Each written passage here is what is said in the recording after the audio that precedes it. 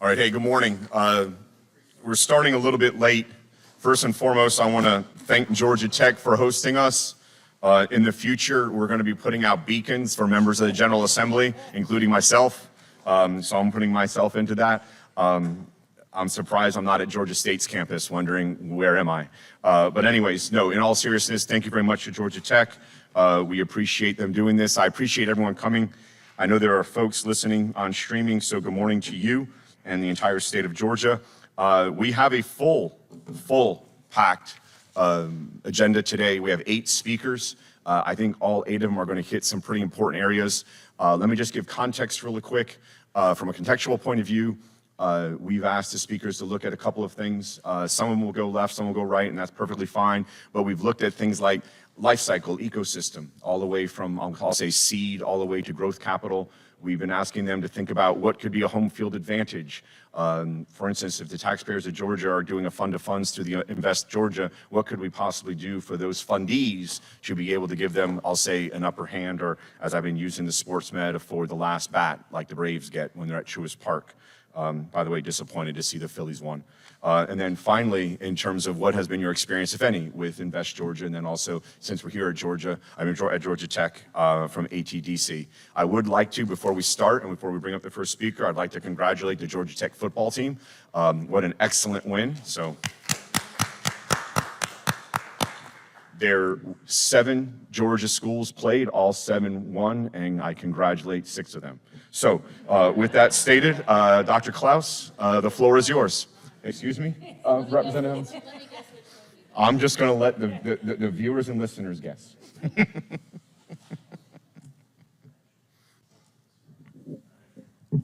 need to speak in the mic so the people online? Yes, sir.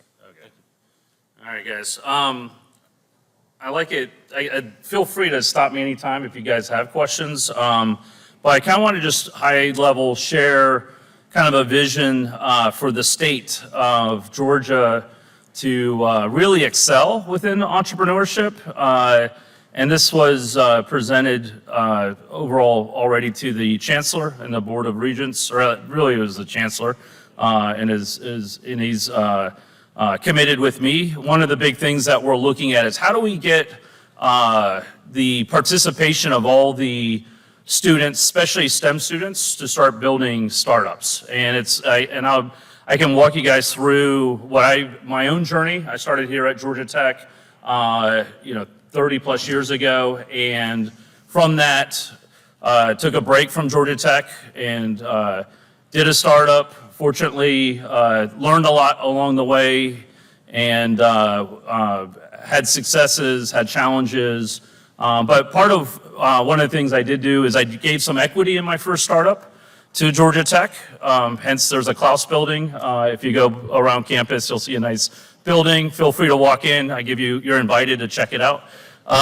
Within that, though, as I talked to a lot of students here at Georgia Tech, what I found was, hey, what are you working on? And the number one blocker for them doing startups is, I asked them, like, why aren't you doing a startup? And the number one blocker was, hadn't thought about it. It wasn't part of the culture here. And as I've talked to other students at Georgia State, Kennesaw State, Morehouse, Spelman, et cetera, that's a common answer, is I never even thought startups was an opportunity or a pathway. And so within that, probably about a little over 10 years ago, I partnered with Georgia Tech and co-founded a program with Siva, who's in the audience with us. I think he'll be speaking today. But heading up a program that's been super successful here at Georgia Tech called CreateX. And if you haven't heard of CreateX, it's the largest student startup accelerator in the world here at Georgia Tech. And we just had a demo day where we had over 150 startups and hundreds of founders all learning what it is to do a startup for the summer. So within that, that's a program that I think we can scale at other schools, and that's actually in process of how do we scale that. So let me jump into some of the other things that just high level. One is just having the vision, and that's something that I found with having a startup is you guys set a vision. Here's your long-term goal. What do you want to be? I think Georgia could become the #1 startup state in the country and possibly the world. Because I'm investing both in the U.S., but also there's universities around the world that have great students. There's a unique opportunity with our airport. You know, we're well known around the world. Everybody drinks Coca-Cola. I haven't found one city that doesn't have some products from Atlanta. But ultimately, people want to do business, and I do think Georgia could become one of the top centers around entrepreneurship. One of the things that we have in our own backyard is all the institutions that Representative Todd Jones just recognized have tons of students. If we had 50% of them try to do a startup while they're in school, which is quite frankly the best time ever, because you don't have a house, you don't have mortgage, you don't have a family, you don't have kids. So if you're ever going to do a startup, from a time perspective, doing it as a student, especially as during the summer, where normally most of the students are trying to figure out where to intern. Right now, it's hard to find internships. What a best time to go, well, let me go intern for myself. Let me go build a startup. So if we actually had a mission to go empower and get everybody all the students to do a startup, at least half of them, if they did that, Georgia would become, without a doubt, #1 in the world, just because of the number of talent that students that we have here. That's just mathematically the truth. And just to throw some numbers in there, there's over 70,000 STEM students. I pick on STEM mostly because STEM is science, technology, engineering, math, but a lot of it's computer science. These are the skills of like solving problems. Most startups, that's your biggest challenge, is figure out an interesting problem. What problem are you going to solve? And those students have already started figuring out how to break down big problems into small problems. And so that's one of the advantages we have, is we have 70,000 students that are thinking about how to engineer solutions, how to apply math to those solutions, how to use technology, et cetera. And if we do this, what's happening right now is there is a brain drain of some of the top talent being brought to either California or Florida or New York, for any number of the industries that are in those states. But if they start doing startups here, every startup I've seen, the vast majority of them keep their headquarters here and they grow here, and it becomes kind of a flywheel that they want to have families here and kind of go down the same path that I did. With that, just some simple math on, if you take 70,000 students, could you get to 7,000 students a year or 7,000 startups a year? These are attempts. We know that through CreateX, about half of them figure out, hey, maybe a startup's not for me. I don't have the right team, not the right idea, wrong timing. But half of them actually continue, and a third of those actually go on. So I would probably say 10% of them actually become, by any definition, successful, meaning they've raised money, they get real customers, et cetera. If you apply that to the simple math of, 700 startups, you're going to end up with over 3,000 new jobs a year and over 400 million in revenue over 3 years. I mean, and we can model that based on what we have real data to back this up. High level, I'm not going to get into all of this stuff unless you guys are interested, but there can be a framework around setting the policy. This is where you guys come in. Can we have the right to start? Might be incentives for investors. I know there's a Georgia investment fund. Is there other ways to optimize that better for removing friction for students building startups? And one of the big areas that I did earlier this year, if you heard Representative Todd Jones call me doctor, that was because I got a degree this year from Georgia Tech. And then in that process, I gave a gift back to Georgia's graduates, and I said, hey, I want to create a spark in all of you graduates to do a startup. So I gifted to help them incorporate, and we had almost 400 graduates reach out, said they're very interested in doing a startup, which on an annual basis, when I started CreateX 10 years ago, we might have had like 3 or 4 startups a year out of Georgia Tech. So that to go from 3 to 4, and in just one gift, we had over 400 want to have startups. And then out of that, though, I'll tell you one thing that Georgia legislators could easily do that would have a huge impact, putting Georgia on the map, is with that gift, to incorporate, it's cheaper to incorporate in Delaware. And I was like, man, if we lowered the incorporation, and if we matched, and I looked globally, because I'm thinking, where is it cheap globally? I said, man, London, or is it London, Britain, they actually do it for 10 pounds. I was like, man, if we could do it for $10, right now it's $100. So just to keep the math simple, if we lowered it to $10, the math on that, you lose a little bit money on the front end, but the annual fees and the amount of lawyers and accountants and all that would skyrocket. Because no other state, I think Kentucky is like $40 to incorporate, but no one wants to incorporate in Kentucky. So I honestly believe if Georgia just dropped that price down to $10, I'd love to do that gift to way more students, to every student. In fact, after that, Siva and I had a conversation, and I've extended the gift not only to the spring graduates, but to the summer and fall. I'd love to be able to offer that to everybody, especially university students, in mass. And at $10, that's feasible. At $100, it's all going to Delaware. I'd rather invest in Georgia. So let me keep going. The Board of Regents, I think, is starting to look at how to get all the university presidents to think about doing startups. So I'm excited about that. And I think success here looks like that we become the #1 state in the country for doing startups. And a lot of people, it's kind of a chicken and egg. Is it a funding problem? What I have found, just every startup that has gotten any traction, you can find money for. If they don't have traction, those are the people complaining, I can't, there's no funding here. But if you have traction, meaning people are willing to buy your solution, you can go get funding.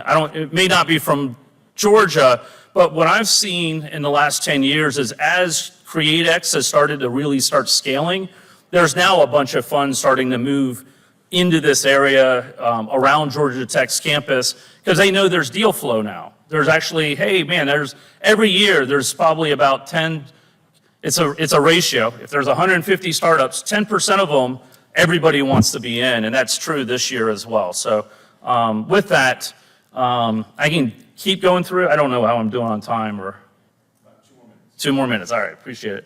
The other thing I want to throw in there is AI. I spent a lot of time on AI. I'm actually using AI to help our startups to build their products, as well as agents are going to help automate lots of workflows and business flows, et cetera. Ultimately, this is very, very disruptive. One of the opportunities is a lot of people don't realize the consulting firms like the Accentures that you normally were kind of the training grounds of a graduate, they're not hiring right now. Why? Because they're out there saying, guess what? AI, don't have to hire as many analysts. You can have AI generate reports left and right. I'm sure you guys have asked it to write your emails or speech, but in business, you can do a lot of this stuff. It's probably the best time to do a startup because I'm telling all my founders, become AI first. Think about AI, ask it questions, have it help you write those reports, help you write the code, help you reach out to customers, and that's really being transformative for the startups that we're working with, and that's why they're scaling very fast and becoming. I think they'd be successful even without the AI, but AI is kind of a force multiplier. It's like 100x for a lot of these startups, and we're seeing that. Like recently, there was a Georgia Tech startup that was started about 6 months ago, and they got to 10 million ARR, annual revenue, which is pretty unheard of for a student startup. And his co-founder is in high school, so it's kind of crazy. With that, I just think startups also just needs to be as kind of part of the marketing and the awareness that students should do this, that this is a state-supported activity, and it's not just about training people to try to find jobs, but to create jobs. And that's really a transformative empowerment that we could do in Georgia. I'd love to see that happen. Love to answer any questions regarding that. So I'll close now.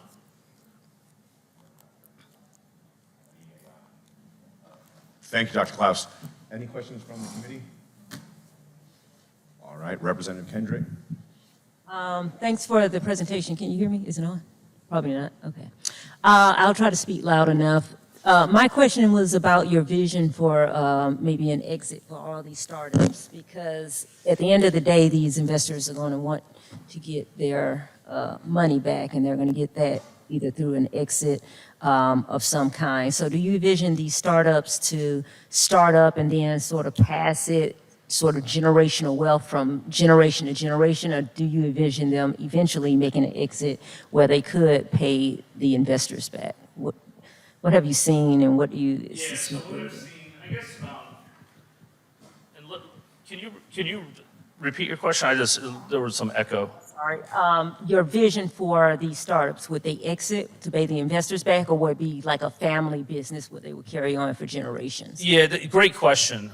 We highly encourage, one of the things that it's always a debate with academics to say, is it just to learn entrepreneurship? And then so then you end up with startups that are like, hey, we're going to make cookies around Atlanta. And the problem with that business is that's a family business, right? And typically what I and other investors want is them to make money for all of us, right? And so that's one of the reasons why I invest personally. Usually it comes down to what is the problem they're trying to solve. If it's very local, like a restaurant, whatever, you're never gonna have generational wealth being created. But if you think global, like this is a problem that if we solve this on a global basis, then that can become what they call a unicorn. And in the venture capitalist community, most of the investors out there want a unicorn. What's a unicorn? That is basically 1,000x on your money. So for every dollar you put in, you get $1,000 back. That's the return you would love to have. And with that, we've got several unicorns, quite a few unicorns, like 15 unicorns out of Georgia Tech. And we would love to see more, but it's actually a numbers game. I've looked at all the math. If we get to these numbers, we will definitely have, it's like 1 in 100, let's just say, turn into, if you get the flywheel going, we will have unicorns. And just, I guess, to also play it out, a couple of things that stand out that are good to know. One is, if you're an angel investor, the math works out that you really want to scattershot your investments. That's what I do. I invest in as many startups as possible. And the reason being is, let's just say 1 in 100 chance. Well, if you go to Vegas, if you only bet once, 1 in 100, not very good odds. But if you bet 100 times, there's a good chance you'll get that one unicorn. So that's the bet that I think angel investors have to be aware of. Is it better to put all your money in one startup or spread it across 10, 20, 50 startups? 50 startups is way better, statistically speaking, just mathematically. The other thing is, I just make people aware, is that it is the startup world, like when I did my startup, it was like from 0 to IPO in 4 years. Now it's like, can be 10, 12, 15 years. So when I hear some of these people say, I'm gonna do an evergreen fund. We're gonna fund it for 5 years and then it'll just pay itself. And that's fine, me waking up. So with that, that's something to be cognizant of, that these funds are taking longer to have exits, to your point. But I do expect them to have a return, but you'll want to think about, like, you have to have a long-term view on this. But in the meantime, it has a huge impact on the economy just because of jobs and there is acquisitions that have occurred, so that they might get bought out. And that's how an investor gets either IPO or get acquired. There is some push to start trying to figure out how do you sell into investment rounds, so you could get out early that way too. You don't completely locked in, but that's usually people, to get to the 1000X, you want to wait as long as possible. Ride that wave. Ride the wave, yep. Representative Evans?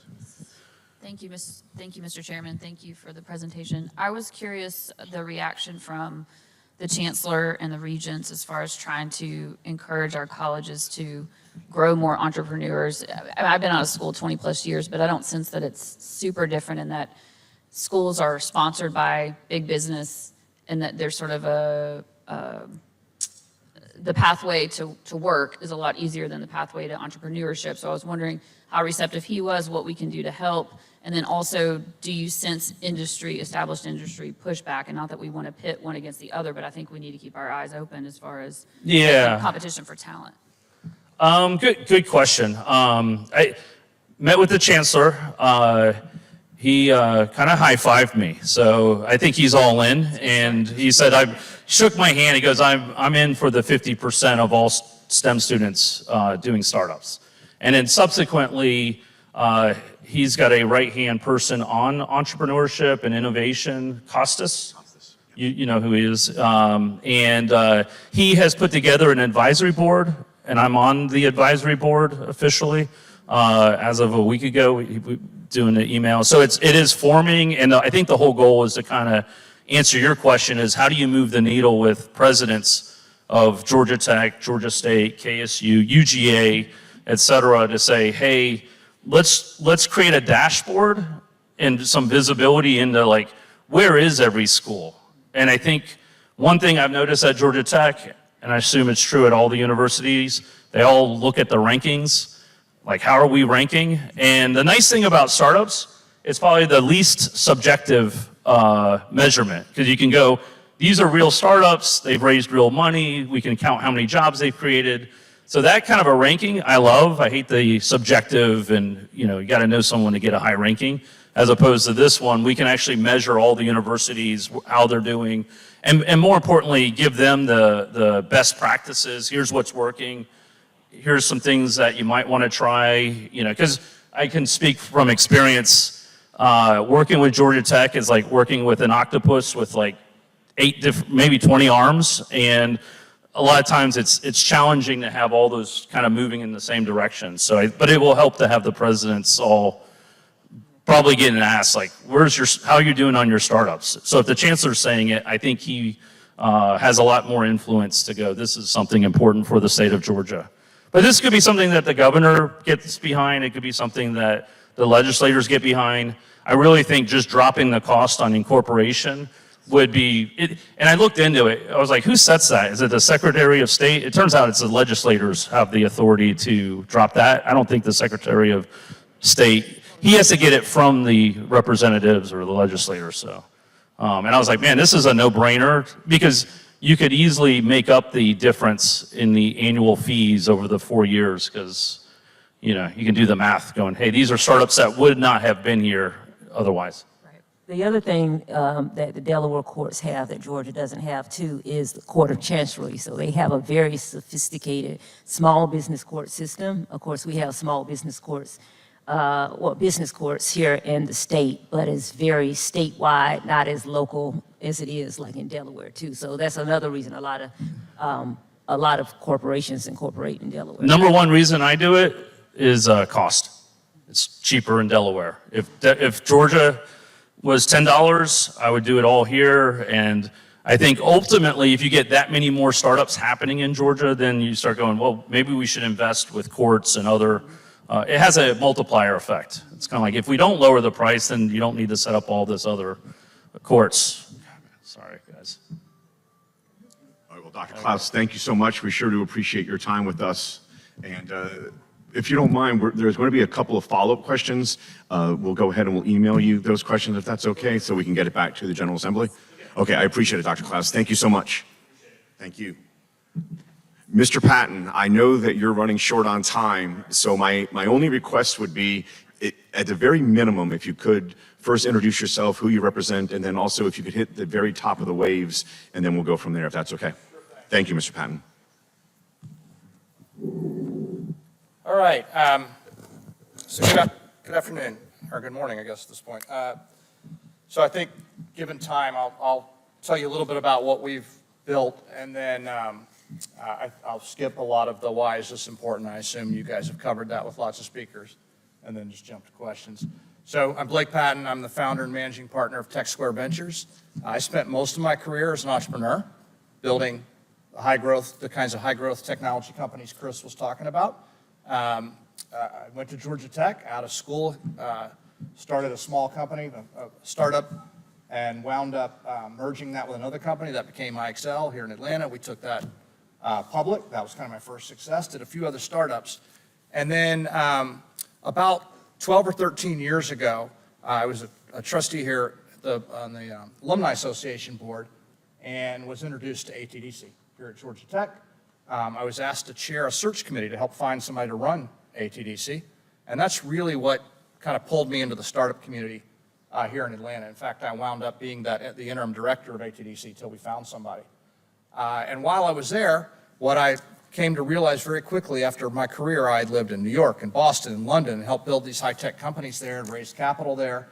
I was working with all these amazing startups, across campus here, and kept hearing how difficult it was for them to raise capital. So the entrepreneur in me heard that as an opportunity, not just a problem, and decided to launch Tech Square Ventures, which is an early-stage venture firm. So we invest in startups at the very earliest stages. So for those of you that kind of speak the VC speak, kind of seed, pre-seed, and Series A startups. So these are startups at the earliest stages of formation. And we're also the venture firm behind Engage, which is a lot of what I'm here to talk to you about today. So in 2017, I'll give a short version of the backstory, but there was a lot of conversations going on in the state about what can we do to catalyze startup activity, and a lot of conversations going on within corporations about what can we do to connect with the startup community to help our innovation here in Georgia. As part of that, I got a phone call and sat down with the CEO of Invesco at the time, Marty Flanagan, and Bud Peterson, the president of Georgia Tech at the time. And honestly, it was kind of like a startup. We just started brainstorming. What can we do?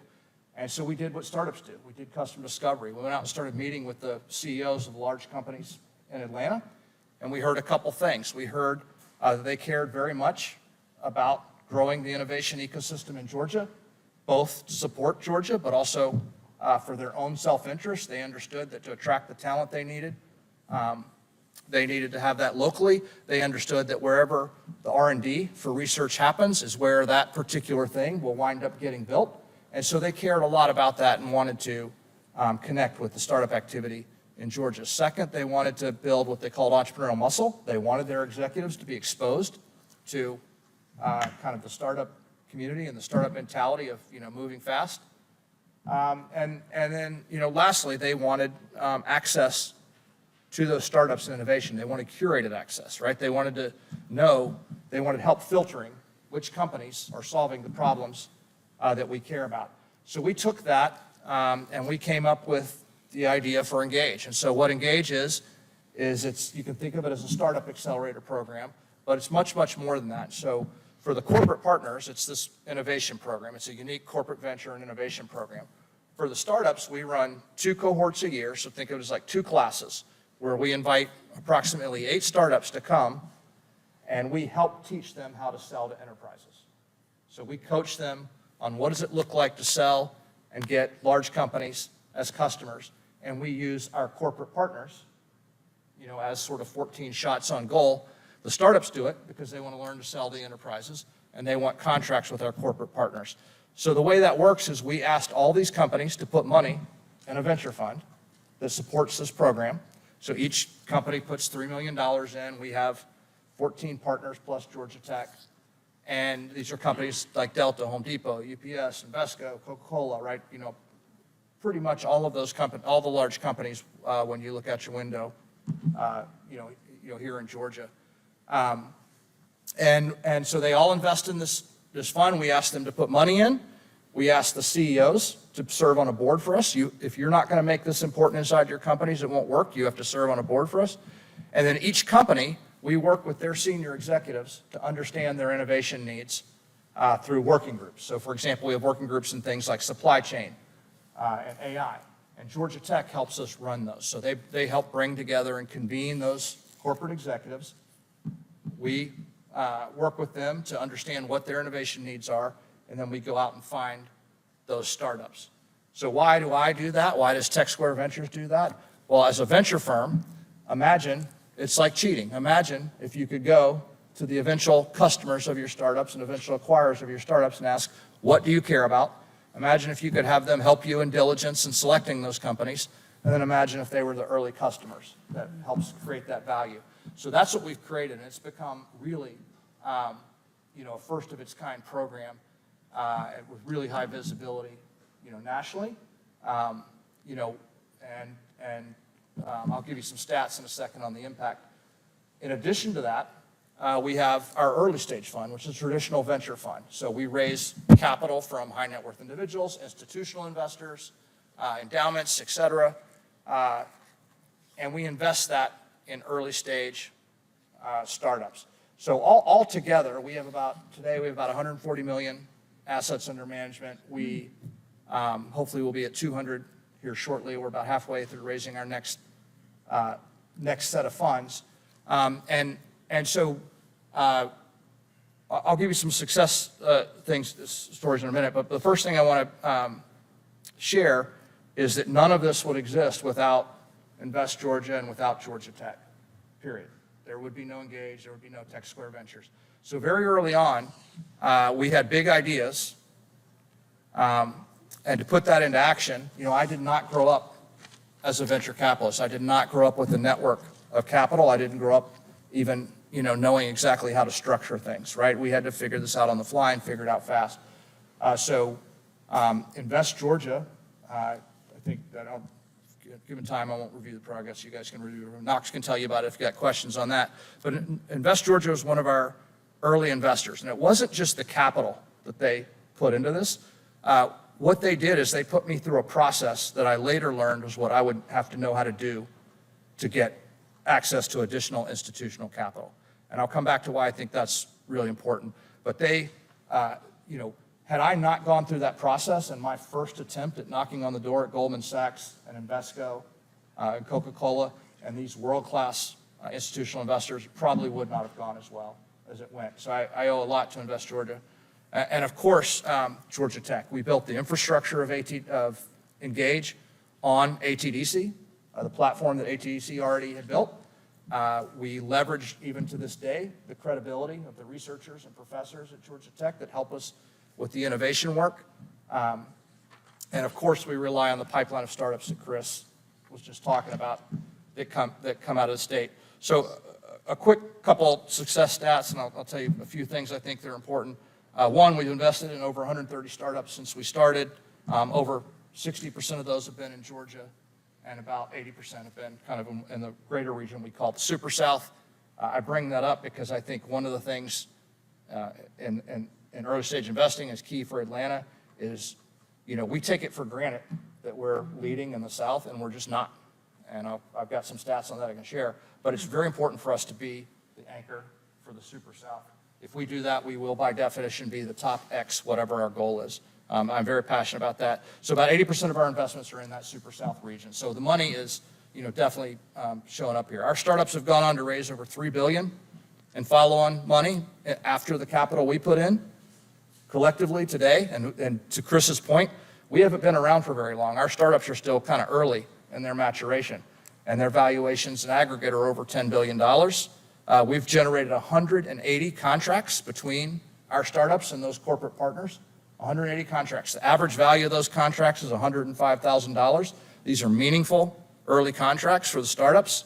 Our Georgia-based startups employ more than 1,600 people, with over half of those right here in the state. So in a short period of time, we're creating jobs. These in our early stage fund, our Georgia-based companies grew their headcount by 190% last year, right?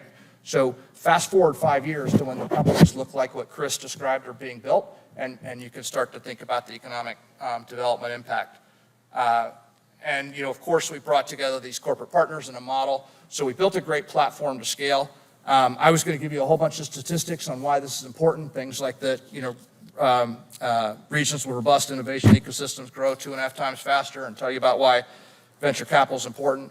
I'm going to skip that, but what I do want to share is that from my vantage point, trying to build this in the state of Georgia, I know you guys have talked about some of the pension fund programs, some of the pension fund activity in other states like CalPERS. There is a reason you have giant venture funds in California. It is much easier to raise capital there from where I sit. We think about the startups raising capital, but we forget that we have to go aggregate that capital. And I did not grow up as a venture capitalist. I did not grow up knowing the family offices, knowing the institutional investors, and having access to those. And we don't have as robust of a capital ecosystem here in Georgia or the Southeast. It's very difficult. So just a couple quick stats on that. Georgia's 3% of the U.S. GDP, but it only accounts for less than 1% of the venture capital raised by startups and less than 0.5% of the assets under management, meaning the capital that's managed by investors here in this state. That's a big problem. We're ranked 8th in the South, in that Super South region, by venture capital raised by startups. And so the net of this is that venture capital, it's very hard for us to raise the funds we raise. As a result, you see smaller and fewer funds, in the state of Georgia. Last year, only 9 funds raised half of all the venture capital that went into venture capital funds. 9 funds. Okay, and then 75% of all the venture, so meaning pension funds like CalPERS put money in, only 30 firms got 75% of that money. Guess how many of those 30 firms are in Georgia? Yeah, not hard to guess, 0, right? And only 14% of all the money nationally that went into venture firms went into emerging managers like us. Very little of that, comes out of the state. So I am super grateful for Invest Georgia. I'm super grateful that you guys are looking at this. I won't claim to have all the answers, but it's important. And if it doesn't get easier for folks like us to raise that capital, we've got a long road ahead. So I'm appreciative for all those things.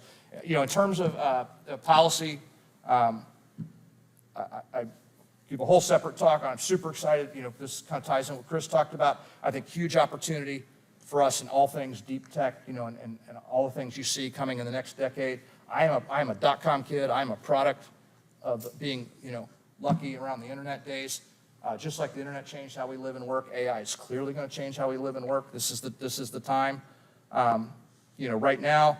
And I think focusing on commercialization out of research universities, so both student-led startups, but also commercializing the research out of what is a huge asset for us here, Georgia Tech, Emory, UGA, on and on. We've got world-class research universities here. And then certainly the things that we can do at the state level, things like the angel tax credit, anything that makes capital gains tax lower really matters in venture. If you think about venture, I'm trying to go to people and say, this is a great idea for you to lock up your money for 10 years.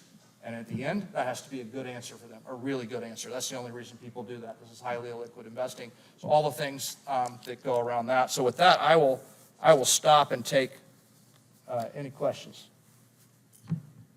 Well, first of all, Mr. Patton, thank you. I literally have about 18 questions for you.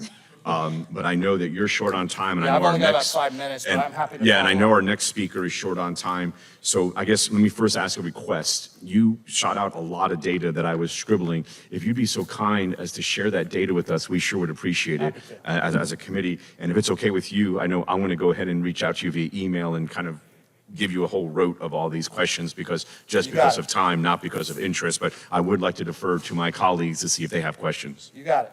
I got the same amount of questions, so I'm just going to give you my card, too.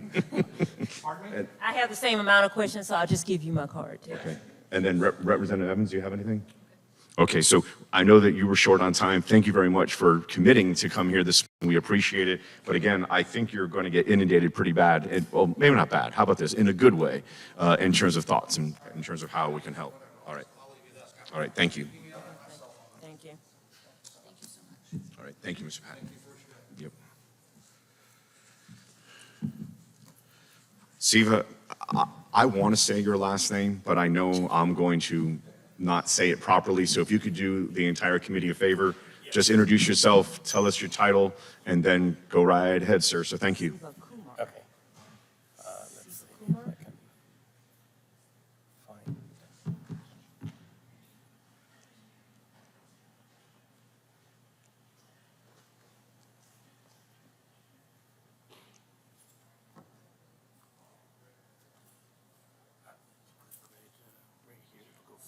This one?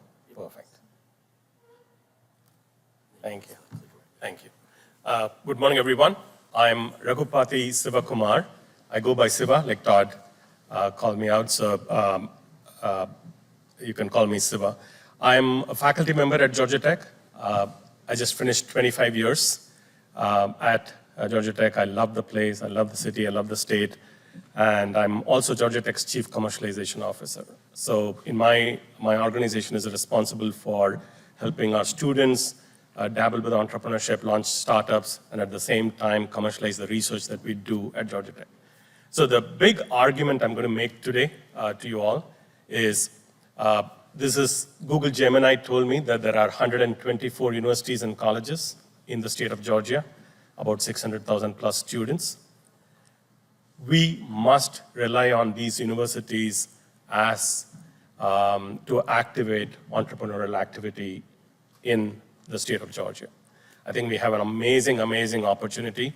And over the last 10 years at Georgia Tech, I feel like we've proven out a model where we can get our students to look at entrepreneurship very favorably and have economic impact, and at the same time translate the research that we're doing into solutions for the real world.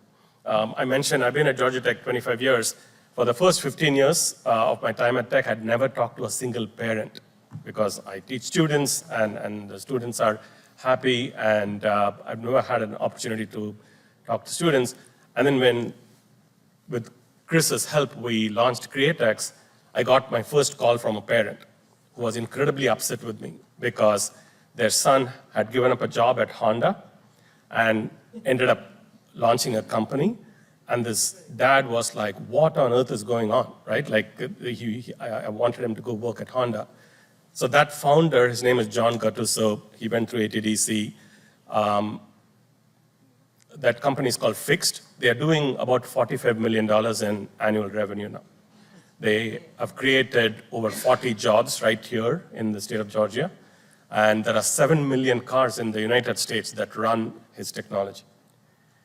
And he was telling me the other day that for his dad's birthday, the gift that he gave his dad was, you can come and do our accounts. His dad was an accountant, right? So we see dozens and dozens and dozens of such stories through our interactions with our students. And at the same time, I was looking at the 124 colleges and universities in the state of Georgia. We do over $3 billion in research as a state, right, inside these universities. We must double down on figuring out how do we get more of this research out into the real world.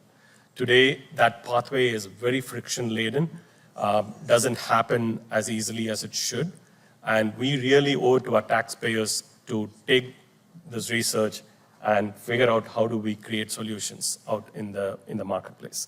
So I know what you're thinking, right? So when I'm saying, hey, look, I'm an academic, and you should be doubling down on our universities and colleges in terms of doing more entrepreneurial activity, there are two concerns I usually get pushbacks on, right? The first is, can students really run companies and launch companies? And one of my proudest moments as a faculty member was driving down 85 South, and there's this billboard on the side that says Atlanta's newest unicorn, hiring now. And this is a company called Stode. Chris is an investor.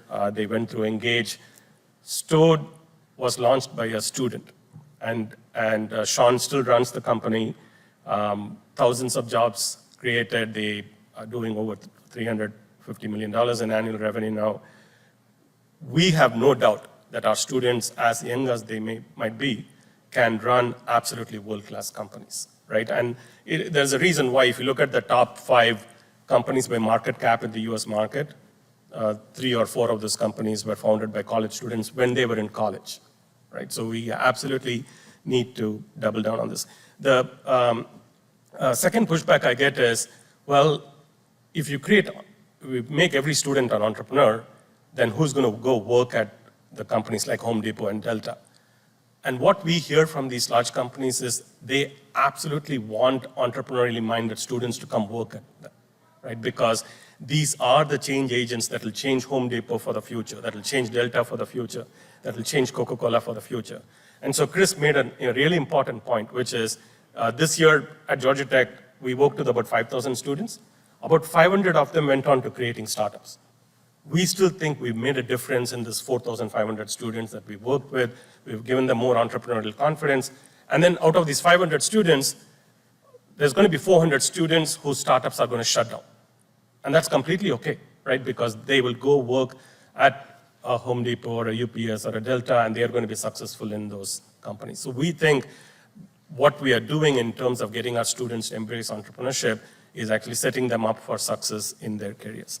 So I'll offer up one thing, and then I'll pause for questions. So this is a broader view of how universities are changing. So if you sort of think about 400 years ago, Harvard came along. Harvard used to be a teaching institution. And then 200 years ago, Johns Hopkins came along, and Johns Hopkins was the first university in the US to say, we can actually do research alongside teaching. I would love for 100 years from now, people looking back at this moment and say, wow, the state of Georgia figured out how to make universities centers of excellence for impact through entrepreneurship. I think we have an opportunity, and we must embrace it. I told you that over the last 10 years, and I feel like sometimes I spend more time with Chris than my family.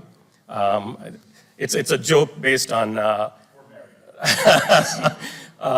because we've been in this together, right? Like, this is not easy, what you're seeing on this slide, which is how do we change the culture on campus to do more startups, to get more patents, to get more inventions recorded.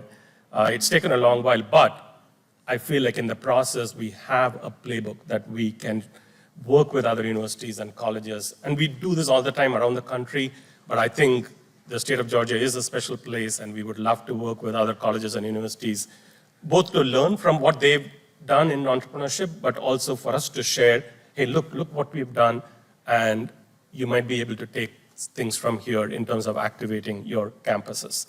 I'll skip past to this slide here. I mentioned a playbook, and we can get into the details later, but everything that we do sort of fits into one of these 6 buckets in terms of what we do at Georgia Tech. Creating an entrepreneurial culture. Georgia Tech for this admission cycle, we got 67,000 applications for the 8,000 seats that we had, or the 8,000 admissions that we do, and then we get in 4,000 students. Out of the 67,000 students who applied, 1/3 of them said, I want to come to Georgia Tech because I'm interested in entrepreneurship. I want to do more in entrepreneurship.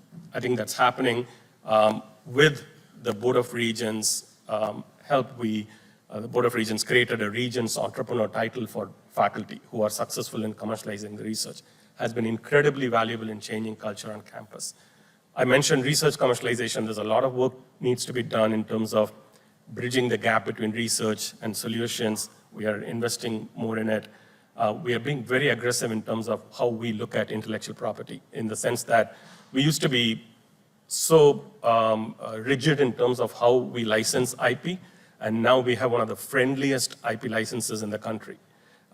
We can license our IP to founders, and we are getting these deals done in less than a week. I pointed out that we launched a bunch of ventures, but we're also investing in how do we enable transformational impact. ATDC is an absolute crown jewel in the ecosystem, right? And the number of companies, John can walk you through the dozens and dozens and dozens of amazing companies that have scaled up through ATDC. And then we are doing a bunch of work in terms of establishing Georgia Tech and the state of Georgia as a thought leader in entrepreneurship and academia. And so we are working with a bunch of universities to make that happen. So that's my big argument, which is we have 124 colleges and universities. we must activate them when it comes to entrepreneurial output. That's good for the students, that's good for the faculty, and it's good for the state.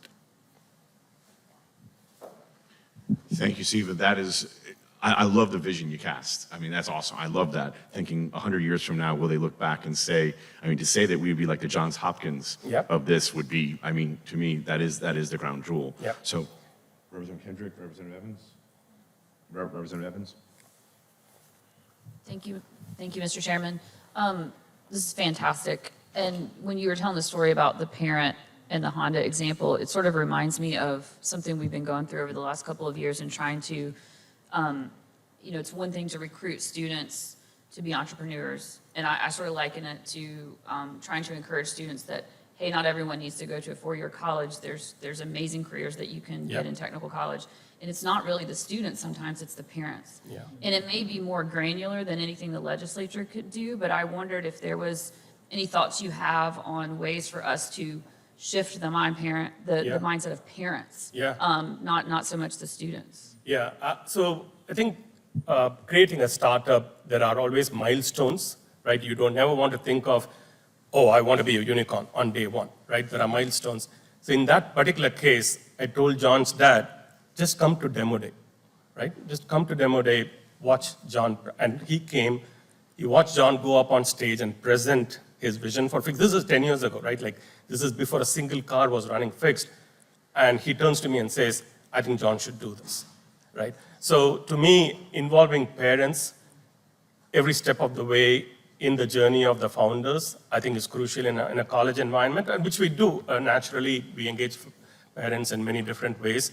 And we just had demo day at Georgia Tech 2-3 weeks ago, and we had a bunch of parents come by, because that's crucial for them to see, yes, my kid is getting trained, is getting more educated, but I can also see them becoming true founders.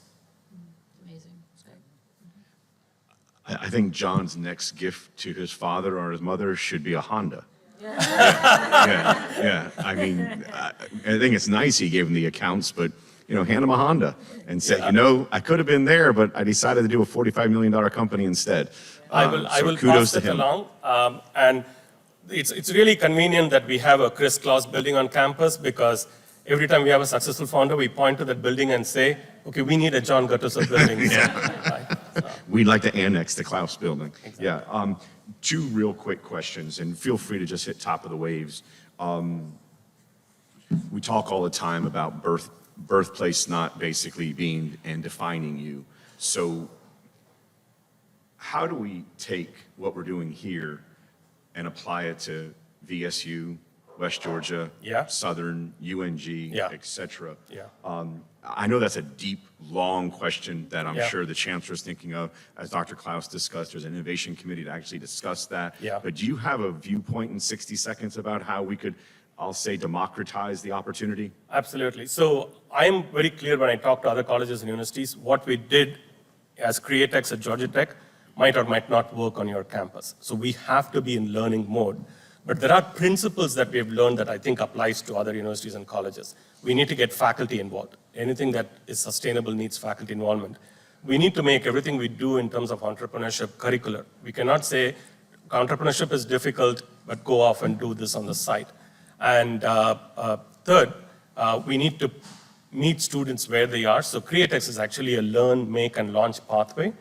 John Gattuso, for example, he wasn't even thinking of launching a company, right? But because we had a class as part of a Learn program, he was doing it and then got excited. So there are principles that I think we can certainly carry over to other colleges. Thank you. And then one last question. The stewarding of the intellectual property, is there a fine line between what the university owns and what the startup owns? Is there some delineation? Because we want to reward this, we want to grow it, we want to foster Yeah. it. But how do we make sure that what they're doing doesn't accidentally end up inside of the ownership of Georgia Tech, the state, et cetera? Yeah, no, wonderful question. So at Georgia Tech, and I'm pretty sure this is true on other Georgia schools as well, when a student who's not a Georgia Tech employee comes up with an idea, develops IP, it belongs to them. Okay. It doesn't matter how much we've helped them, they own it. Georgia Tech does not own it. But if there is a faculty or a research student who's paid by Georgia Tech, then the IP that they developed as part of their employment belongs to Georgia Tech.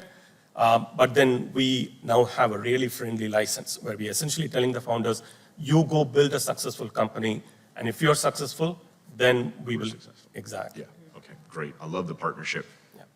Anything else? And the big thing there, just to hit on is, that was innovative is, before they were all focused on how much money can I get from this licensing? Yeah. In terms of fees were astronomical for a startup to pay, it just doesn't work.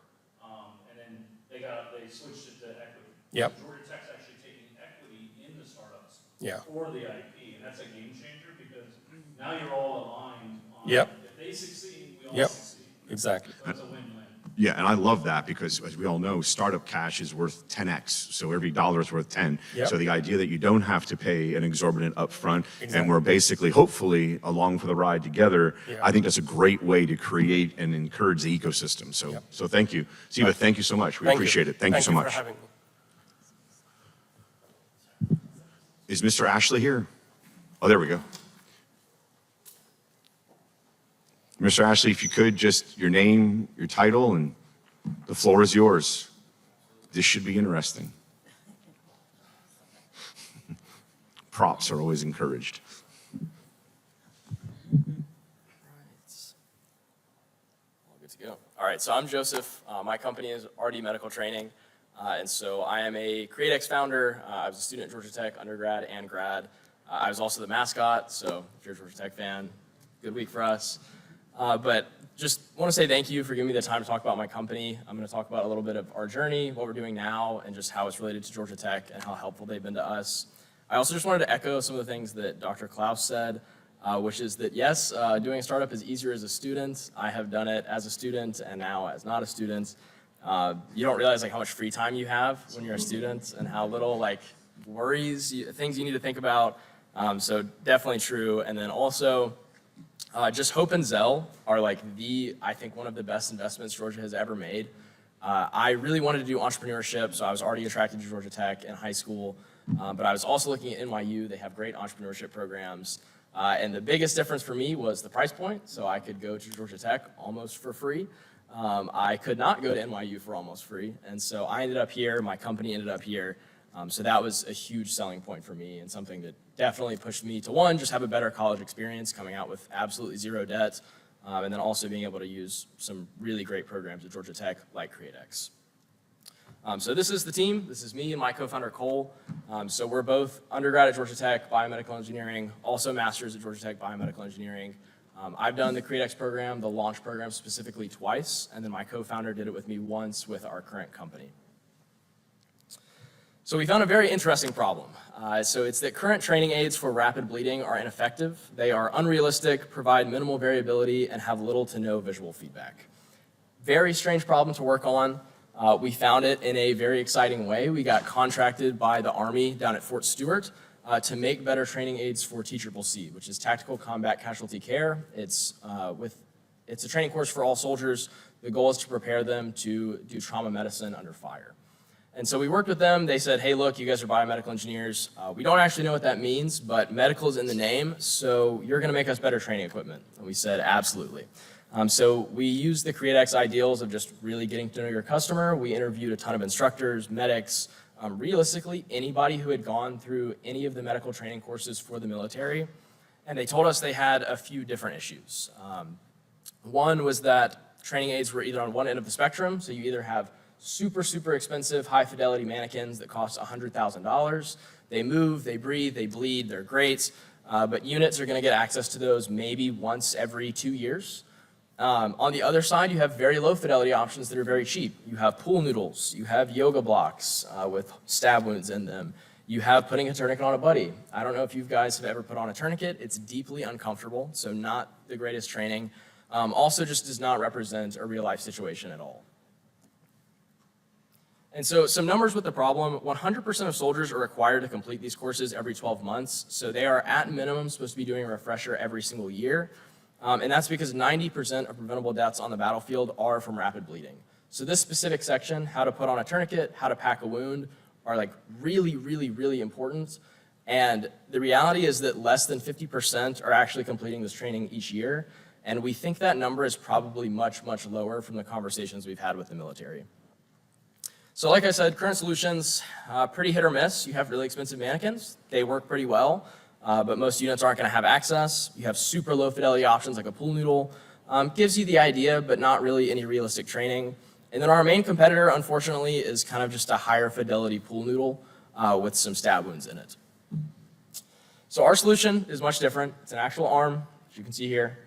And so the main things that the military asked for was clear visual feedback. So if I pump blood through the back of this, it'll bleed through these wounds. If I put on a tourniquet, I crank down, it will actually stop the bleeding through the wounds.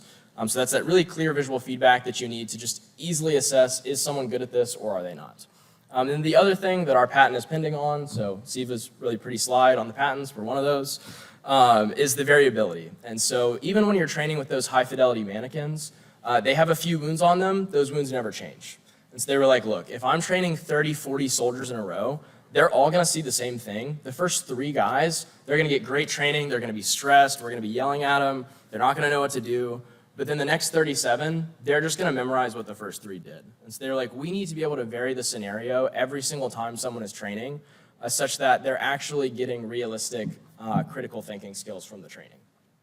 And then of course, ease of use is also an issue. The big mannequins that are really nice, you have to have an iPad. It takes 30 minutes to set up, 30 minutes to tear down, to get everything right. You have to replenish a lot of stuff. With ours, you set it up in 30 seconds, you pump blood or water through the back, you can train immediately, and then when it's done, all you do is drain it, set it out, ease of use. So with our early traction, so we joined the CreateX program in January 2024, and we started selling officially that February, so it took us about a month to get all of that figured out.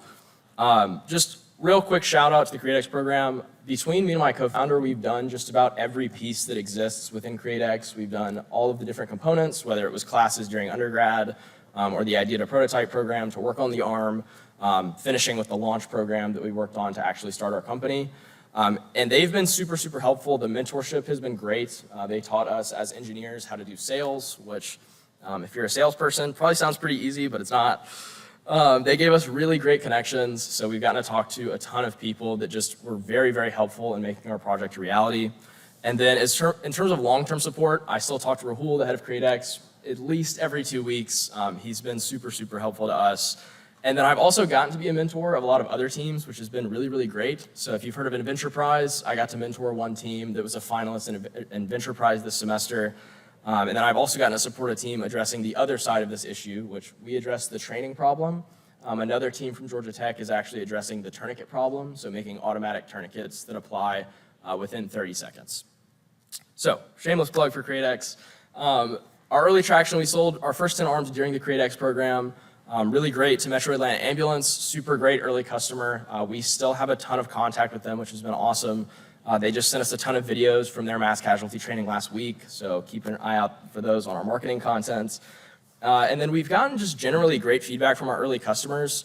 We weren't sure, kind of when we started out, if this was gonna be something that people really wanted to use, but the feedback from our early customers, especially the military, was that, look, we need to get these out to more people, because if they train on these, they will be able to save lives more effectively. And so you need to push these out to as many people as you possibly can. So we did 20K in direct sales our first year with about a 60% conversion rate on in-person demos, which is really, really good. The main issue is just how do we get more in-person demos? We also secured our first DoD contract with some military hospitals for $77,000. So we're kind of working on the background of that now. And then we've expanded to more customers since. So originally we were just going to do military. They're pretty hard to break into, so we pivoted to first responders. So we sold to Atlanta Public Schools, which has been a really great partner, Cobb County Fire, and then a ton of technical schools recently have been really interested in the product. We've given out about $34,000 in quotes to technical schools just in the last 6 weeks. So that's been a really great customer for us. We've also onboarded 3 distributors, so 2 federal to help us sell to the government and the military, and then 1 civilian side to help sell to EMS, fire, and police. And then we recently secured a spot on MedSurg ECAT, which does not sound like a big deal. That has been like a 2-year process for us. It's the equivalent of military Amazon, so it makes it significantly easier for us to sell to the military without having to go through an entire contract basis. So we are very, very excited about that. So next steps for us, we'd like to use large-scale manufacturing to push down the cost, just to be more competitive with, the $600 pool noodle that you saw. Obviously, if we can offer much higher fidelity and a similar-ish price, that's ideal. We're also adding complementary products to our catalog. So we just released a leg. We got our first few orders for the leg last week. And then we're releasing an IV arm and then pediatric models of everything. We also finally hired a marketing team, so we're pushing for that. And then the goal now is we have a lot of deals with, singular police departments, fire departments, EMS. We want to pursue more statewide deals. And so one we have set up for next month is with TCAT, which is the Technical College System of Tennessee.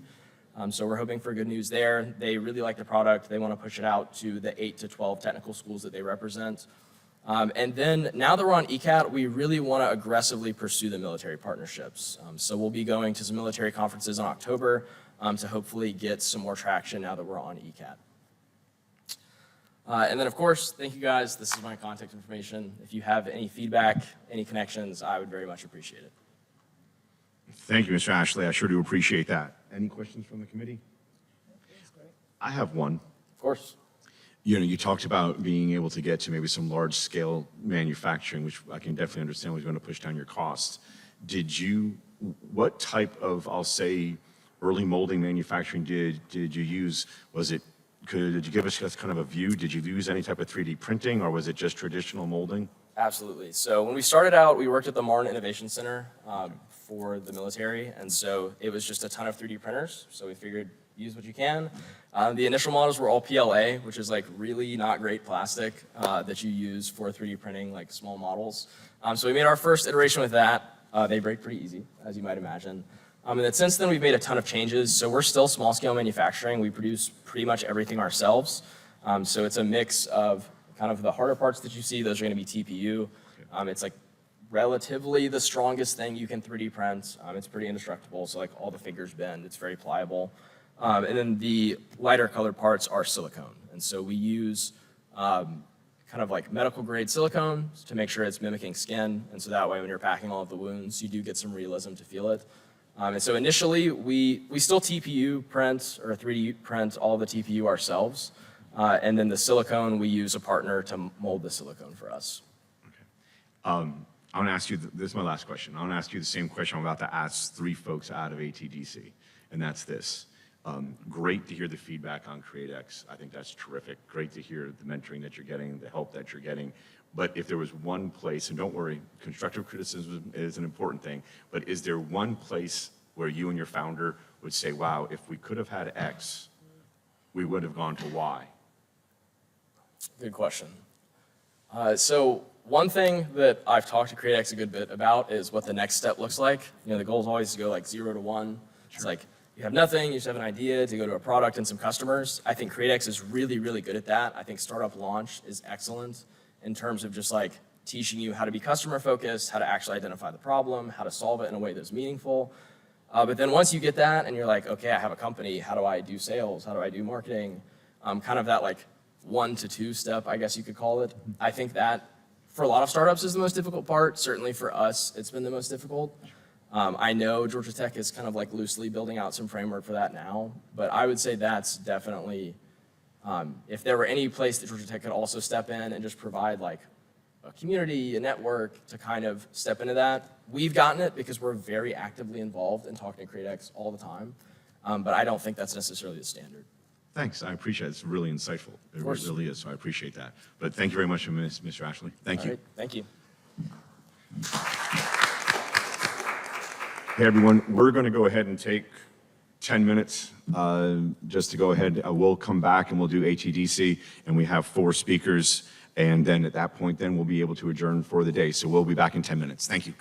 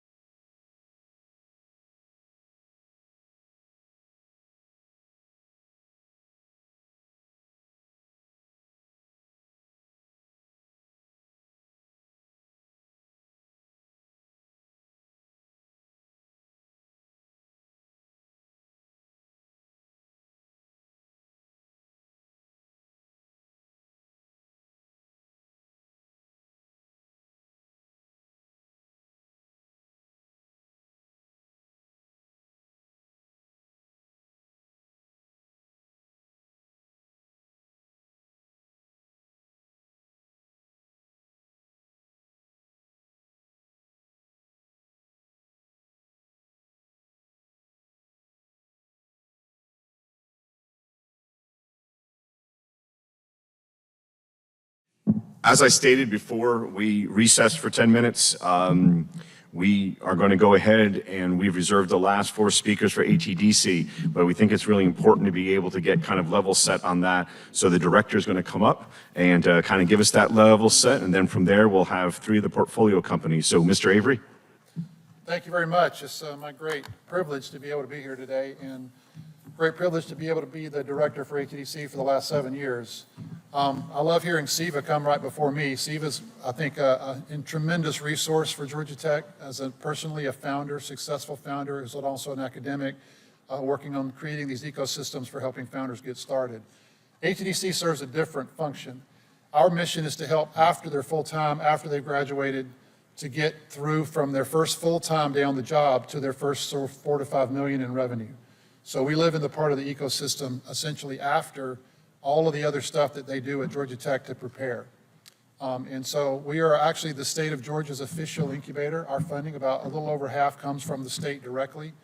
And then we take, on top of that, we add about as much as we can get, $1 million or so on corporate funds beyond the state funds to help grow our programs.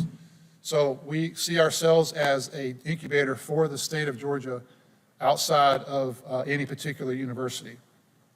We have people on the ground all over the state in Augusta, Athens, Savannah, Macon, Columbus, and Albany. These are ATDC employees who work in those cities directly, who live there, who are connected, and they help do local economic development, scouting for technology companies, and then coaching when they can find them. And we take seriously our mission to be the state's incubator. Some of the funds that we get from the state are specifically earmarked for regional programs, and we use that money to hire these staff to work around the state of Georgia. So we are physically located on this campus at Georgia Tech. I think it's a great framing for the work that we do. We do focus on product-based technology companies that can help grow the Georgia economy. Our mission is to make Georgia the best place on earth to start and grow a technology company. And so having a framework like Georgia Tech above us is really helpful. But it's important to know that we're not for tech, we're from tech in that sense. So our mission is to be for the state of Georgia housed here at Tech. And we really lean in on that. Another difference for us is that ATDC is sort of after the academic stages. We believe in experiential sharing. So our mission is to sort of have a bunch of experts who have been in startups to help coach those companies who are going through this phase. I've had 4 startups myself. I've had 2 exits and 2 failures. All of our staff have had some level of startup firsthand experience. And there is a difference in understanding when you've been sort of studying it from an academic perspective as a side gig versus being in the hot seat. I think any one of the founders here that have come in after me can tell you that that's a wholly different level of experience. As far as scale, we've divided our group of constituents, our customers. We think our customers are our founders into 4 levels, and the first is an Educate program. Georgia Tech is really blessed to have a program like CreateX to teach students how to do entrepreneurship while they're in their academic journey. Beautiful program. Not every person in the state has access to that kind of education. So ATDC also, in addition to our personal coaching, provides a one-to-many education program that anyone in the state can sign up for. We try to make that as available as cheaply as possible. It's $25 a quarter, so it's about the level of a Netflix subscription. But on top of that, we have education membership codes that we make available for different groups, different other incubation centers. If you have a .edu email, for example, to get that education out there. That's customer discovery, financial literacy, investor readiness. It's all the stuff that you would study at CreateX, essentially, but it's available to those people that don't have an academic pathway for them to learn those skills. There's currently about 300-ish people in that program, and we try as much as we can to keep it active. There's a combination of in-person, real-time classes and also self-paced online curriculum they can go through. And then we have a portfolio that's by invitation. That's an Accelerate, are the younger companies. We look at least 2 people as co-founders, full-time in Georgia, technical-based, and with an opportunity to grow to be, and impact the Georgia economy. So it isn't a services-based. We don't focus on service-based businesses where you're selling your time or your expertise. We focus on product-based businesses where you're selling a product. That's our main focus. The Accelerate companies are the younger ones. They come in typically out of CreateX or out of their, once they graduate and they go full-time, that's when they talk to us. And then Signature, once they've done getting their product in the market and getting customer feedback, and that's proven, then we have a Signature program for the rapid growth. And I think we have a mix of those companies here today that will be talking about what we do. We've graduated about 240-ish companies in our 45-year history. By the way, we started in 1980, so this is our 45th anniversary. And we're graduating about 16 companies this November, which will be the largest graduating class of ATDC's history. We're looking forward to that. Like I said, we've graduated about 240, I think, over the time that we've been in business since 1980. We, in addition to the state funds, which kind of keep the lights on and help us operate, we have corporate money and grant money that we use to augment those funds to enable us to have deep expertise in specific industry categories. So for example, AI manufacturing is the Georgia AIM grant that we won, I think it was 3 years ago now. That's a full-time staff member to focus on AI. Defense tech is by Mantech. It's a big tier 1 supplier to all the defense departments. I'm definitely going to connect to make those connections for the company that you just heard speak. We had some colonels in our office yesterday from the Army, actually, learning how to connect with our startups here in the ecosystem in Georgia. FinTech is obviously Atlanta's a big FinTech town, so we have a lot. That's one of our oldest and most mature portfolio groups. Health Tech, sponsored by Wellstar, which is also here located locally.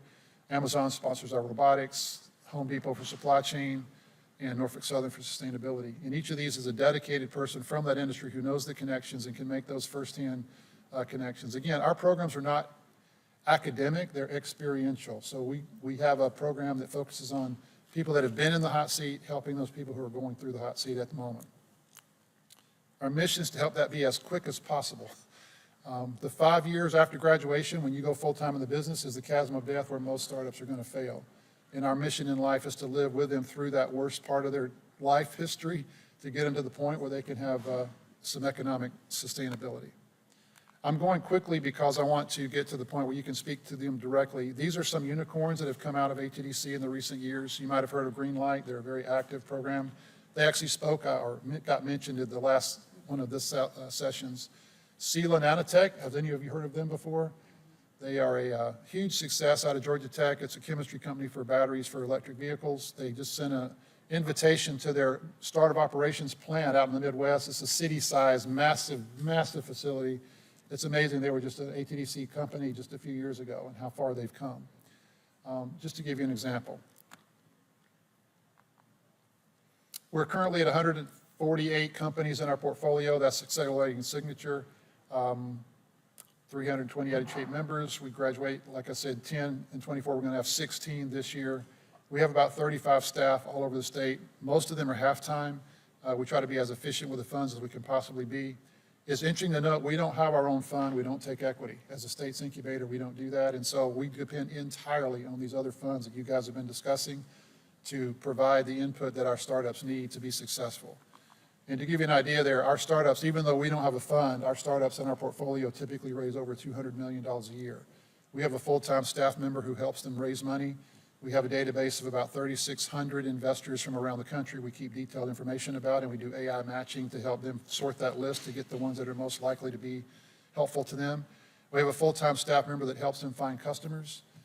We had Mantech in the house yesterday for bringing in the military folks to try to find companies. We do corporate deep dives on a weekly basis to help corporates. I just literally, before this meeting, spoke to a group of about 50 corporate innovation leaders who happen to be on campus, telling them about what we do and how we can help connect them with startups. The mission there is to help create limited risk, short-term paid pilots for them to build a relationship and prove that what they have can work so that they can then build that relationship and grow it into a customer relationship.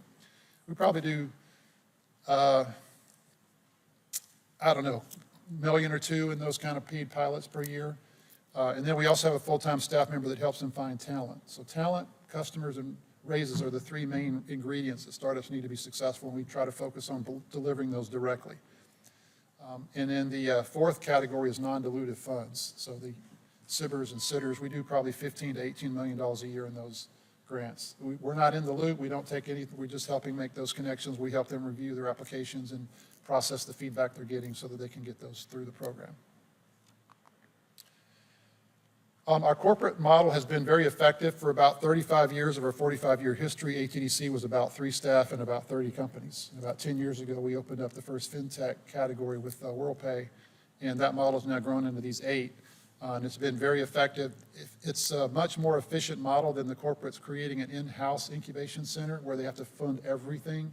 This way, they can take the benefit of the state covering the sort of keeping the lights on, and they can focus on 100% of the money on providing the scouting of the technologies they're looking for within their industry of concern, and benefit from the cross-pollination across that entire network.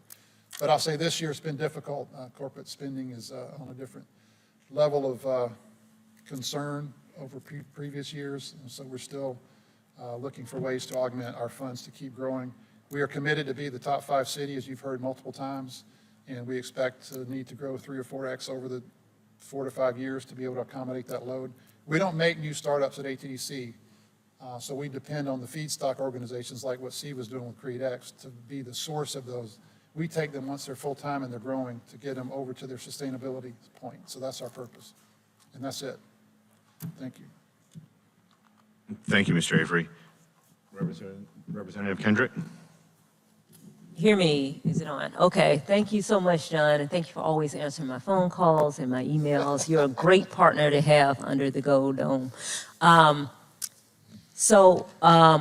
One of the things that I love about ATDC is really being able to showcase the work that you are doing with these Georgia companies. And I try to get as many legislators to understand that we have an official incubator here that's right down the street and doing all that. What ways can I or the committee continue to tell our colleagues, not only in the House, but also in the Senate when we venture over that way, about the great work that ATDC is doing? I try to bring people down there. It's right around the corner. What can we do to continue to promote that? To me, what you're doing right here today is a great example of that activity, to make sure as many people as possible are aware of this activity, because like you said, I don't think very many people are. And it's a huge benefit for the state of Georgia. I have people that I speak to from all over the world on a weekly basis coming here and saying, wow, how have you guys done this? And what is it that we could do to be able to do what you do? And it's like, it just takes 45 years of hard work and knowledge of the people, the concern by the people that make it possible. So we exist because of the state legislature making it possible for us to exist. Everything we do has been based on that support. Obviously, we do what we can with what we have. Anything more we can get, we'll do more. That's kind of how we operate. We try to be as lean and efficient as we can be, and if we need to do more, if we can get more, we'll do more with it. So we want to be good stewards of the monies that we have been given and do everything we can to be efficient and grow that as much as we can. The more that we get, the more that we can do. So just put it that way. But thank you for setting up this kind of a program that makes this kind of activity more knowledgeable to the wider audience. I just have a very quick question. When they're in pre-seed, seed, and maybe even to A and B, based on your slides, are we providing them, or is ATDC providing them kind of a common back office so they can focus, I'll call it, on their business, not necessarily focused on the back office? Or is that something that we're actually creating 200 back offices for 200 companies? We don't operate, we're coaches on the sideline. We try to be careful about not being operational in their businesses. And we do provide a space they can rent. That's on their own. That's an office with their name on the door that they manage. But we don't operate any services on behalf of the startup. Okay, so there's no shared services? No, we don't currently have any. That's another idea for revenue sharing, that we could maybe make more revenue by doing those work, because we have some incredibly deeply talented people in every category of us that a startup needs. But today, we limit our input to the coaching and helping them set those up. Got it. Thank you, Mr. Avery. We sure do appreciate it, and I'm going to echo Representative Kendrick's comments. So thank you. Thank you very much. So now, I believe we start with Mr. Spears. Are we ready? All right. Nice to meet you all. That's right. I thought I was just going to come in and talk about the company we're building, and now I've got all these pages of notes of entrepreneurs. That's our People are going to hear them. If you can, first and foremost, when Justin hands you the mic, just your name, your title, and then from there, my understanding is you guys have been given 8 minutes, so go for it. Awesome. I'm Chris Spears. I'm the founder and CEO of Orderly Wellness. Orderly Wellness was started, we're going to be 2 in October, so we are 20. Yeah, the streaming people have to hear you. We are 23 months old. So we have, I had a personal experience where I ended up in the hospital, had to get access to some medication that was not generally available. So went through an online experience, found that to be a terrible experience, thought we could build a better mousetrap, roped my Georgia Tech college roommate into a business with me, and he and I sat down in October of 2023 and built the first version of our platform. That platform is predominantly access to GLP-1 medications, which you've probably seen in the news, they just make a lot of the news cycles. We've had a very fortunate 23 months. So we've gone from 0 patients to, we exited August with 55,000 patients. We've gone from 0 revenue to our reoccurring run rate right now is about 10 million a month. We'll probably move into like an 11 or 12 million this month. So it's been an absolute tear of a ride. Like we've grown from 2 of us to 200. We have purchased a pharmacy in Tampa, so we've got a 48,000 square foot pharmacy that we're building out. We have acquired a space at 10th and Piedmont, and we're building out a 6,000 square foot well spa that is this intersection of digital and physical. So we're aggressively growing. And I think about some of the commentary from earlier, and this is business number 39 for me. So there's been a handful of successes, but most of them I refer to as like knowledge dollars, right? Like horrible experience, but I learned something and we grew from it a little bit. And I think about Dr. Klaus's commentary about half of students, and I think one of the things that I would put in there is mental health, right? Like when you come out of that first startup and it's not successful because most of them fail, what are we gonna do to support those students so that they get back on the horse and try again and again and again and again? So, I think about kind of where we are. For us, I'm going to jump back and forth between my thoughts about entrepreneurship and what we did as a business. I have run multiple companies in Atlanta. Prior to this, when I graduated from Georgia Tech, I started a consulting company, grew it up to about 100 people. It spun out a couple of its own software companies along the way. And I had a chance to exit those businesses during COVID and then just kind of thought I was going to wander off and not do anything, but it's a bug, right? So when I think about entrepreneurship, how do you move it forward? Right? Like my first one was marshaling all the kids in the neighborhood to push their lawnmowers around and mow lawns, right? And then I did one at, I woke up my senior prom at 6 a.m. the morning after my senior prom, and I drove to the airport and I picked up Wall Street Journals and I delivered them to like 10 houses in the neighborhood, and I thought that was a terrible experience. I'm never doing that again. And I refunded their checks. So how do we start earlier, right? Like how do you make entrepreneurial something that you just do over and over and over again? I think less about the company, more about the state of Georgia. I mean, I couldn't agree more on the LLC formation. All of my companies are in Delaware. I don't know anything about it, but that's what my attorney immediately says, go open your LLC, go open your corporation. They've got more protection. They have more, case law around it being successful there. I would ask questions of you all about like, how do you help us navigate, right? I've gotten 3 companies through ATDC. We're gonna graduate this October, so we're out on this one. The other 2, you learn a lot, and John and his team provide a tremendous amount of access to resources, but there's still more, right? Like we're gonna hire 200 people next year. We're gonna have $22 million in payroll in Georgia. I don't know how to go access I can't get a response from the economic development people, right? I went down to Tampa and we bought this pharmacy. I met the mayor within a week. She called me, we had a conversation. Like it's just a different, is Atlanta hungry for that kind of stuff? Right? So I would have loved to open our pharmacy here, but couldn't get engagement. So that would be feedback that I could provide. I also think about like when I'm going to hire these 210 people, what's my incentive for the state of Georgia versus just looking globally, right? Like there's no longer a boundary that says I got to have everybody in an office here. I'm going to spread it all around, but I'd love to be able to do it all right here. Like what are you guys doing to help drive that investment decision for me? Thinking about my notes here.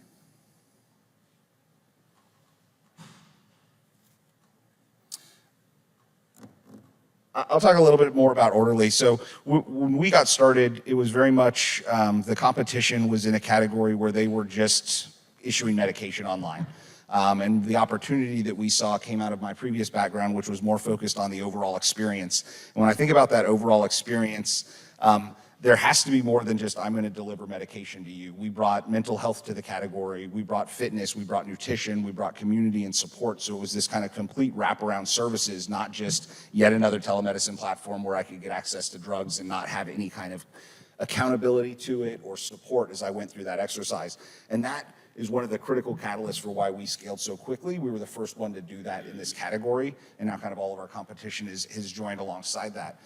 But those kind of insights and things came from working with, as John put it, people that had previously been in the seat. And you sit down and you walk through the business idea, and then you get feedback from people like Chris Neza and John and Jermaine at ATDC, who text me once a week and just check in on me, like, what's my mental health like, Chris? You're going a little bananas. Like, are you okay over there?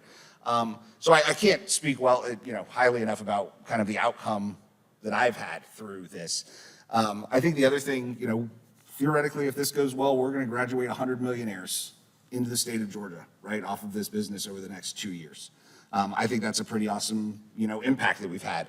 How do we get awareness for that? Like, how do we get more out of the state to help us accelerate some of the things that we're doing? And we've got a lot of resources, and I don't know how to navigate it. Right, like I've got access to these guys, and I heard you didn't even know ATDC existed, right? Like that's wild. So I guess I don't really want to talk about my business as much. We're going to keep growing. Like I said, we're gonna add $22 million in payroll. Like that's a big impact, right? Like how come I can't get a response from economic development? I don't know. Like that seems weird to me. You would think, funding has been a very regular conversation here. We didn't ever raise any money. I don't have an overlord. I don't have somebody that has constraints on me. I also can't get a $62,000 credit card from my bank because we're not 2 years old. So we're doing $100 million in revenue. I've got $20 million in a bank account with the bank, and they will not give me a credit card that has more than a $62,000 balance. That's wild. Insane. So, all of this, like you can say that's a wild success, but it is still super hard to be an entrepreneur, right? Like we think like so many of us fail and don't ever even get to this point. But even here, like the hurdles that are in front of me because of process and, filing permits with the city of Atlanta and the website that they've got. I've got 2 legal people trying to figure out how to get a permit so that we can open a med spa. How does a regular person get that done? I've got unlimited resources to figure that out right now. How does a regular person figure that out? Sorry I didn't talk very much about orderly meds.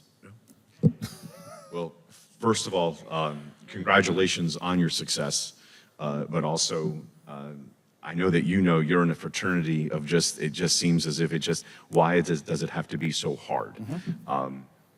I read that the Empire State Building was built in 13 months. I'm not even sure if drawings would be approved in 13 months nowadays. So it's just kind of amazing how the regulations that we have implanted, both at the federal, state, and local level, has just really stopped it. I share with you, by the way, on the capital side about the credit card.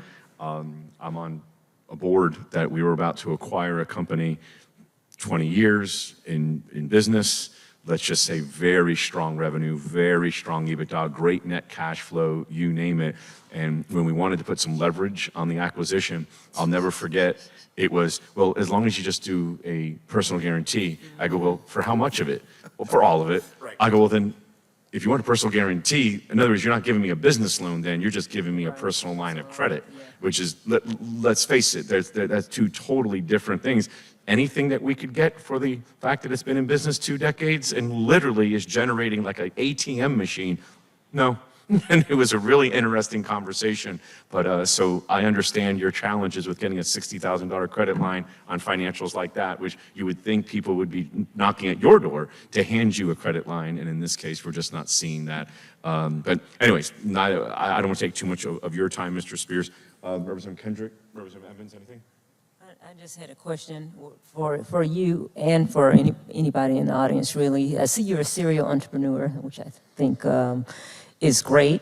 Have you ever used or heard about the Invest Georgia exemption? And the reason that I asked is, it's a program through the Secretary of State's office where Georgia-based businesses can raise up to $5 million. And, it's not a lot of companies or people in Georgia that even know that program exists. So I'm just wondering, since you've been an entrepreneur so many times, have you heard about it, used it? I have not heard about it or used it. Okay.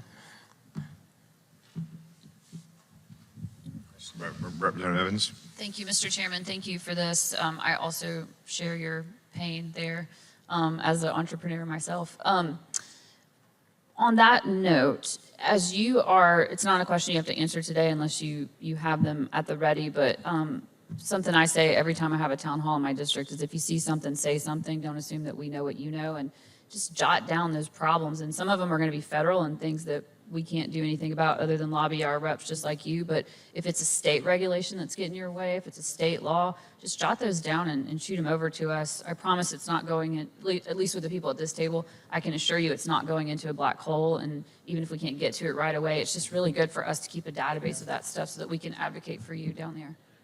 And I'll add to Representative Evans, if it's local, please let us know. We have relationships at the local level too, because I don't think any of us want to hear that you have 2 lawyers working on a permit.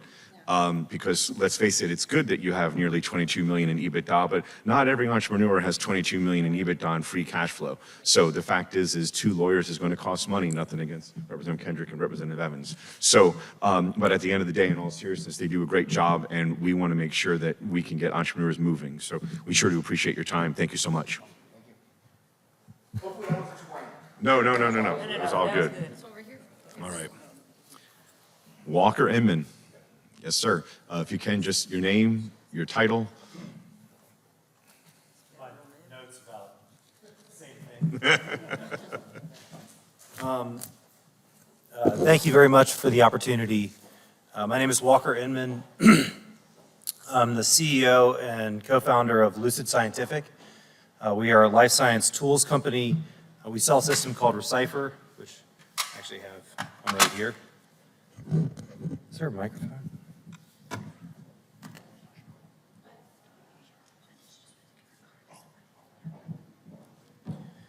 So, you may or may not know, but there are about 60 million experiments performed every year in these plates. They're cell culture plates. If you're thinking about understanding cancer, if you're thinking about understanding neurodegeneration or developing the next Ozempic or GLP-1 inhibitor, you really are working a ton in these plates to better understand diseases and better understand how therapies can have an impact on disease. I'll try not to go into too many side stories. Essentially what you do is you put cells in these plates, and then as you want to get information about how those cells are surviving or what state they're in, you sacrifice the cells. In other words, you kill the cells to get out a readout of how the cells are performing. At Lucid, we've developed a system called Recipher that essentially transforms a cell culture plate into a real-time monitor of cellular metabolism. Okay? So this is a completely new capability that we've brought to the research space pretty much across all therapeutic areas. Why do you care about cellular metabolism? So cellular metabolism is absolutely central to a huge number of different diseases, from diabetes to muscle degeneration to neurodegeneration to obesity. We were at Pioneering Medicines a couple weeks ago, and they were buying a system because they're looking for the next holy grail, which is a compound that can help increase energy metabolism, increase energy consumption of cells. Slightly over time, it will have a transformative effect on obesity. Okay, so going backwards a little bit, how do we do this? So this is the only system on the planet that's able to measure cellular metabolism non-invasively. It's enabled by many different innovations. The first of which I co-invented when I was a graduate student at MIT. I went to Georgia Tech undergrad and then went to MIT as a mechanical engineer and worked in a biology lab and helped come up with some optical sensors that we could measure oxygen with. This is up in Boston. We originally formed the company actually in Boston to commercialize this technology and actually decided to move the company early on to Atlanta for a number of different reasons, including the ecosystem down here, and actually interviewed with the head of the ATDC at that point in time, which was quite a long time ago, talking about lab space and talking about resources and talking about getting employees from Georgia Tech. And I felt that Atlanta was the right place to start this company. We've subsequently developed a number of additional patents and additional innovations. There's 2 core granted patents that empower what we do.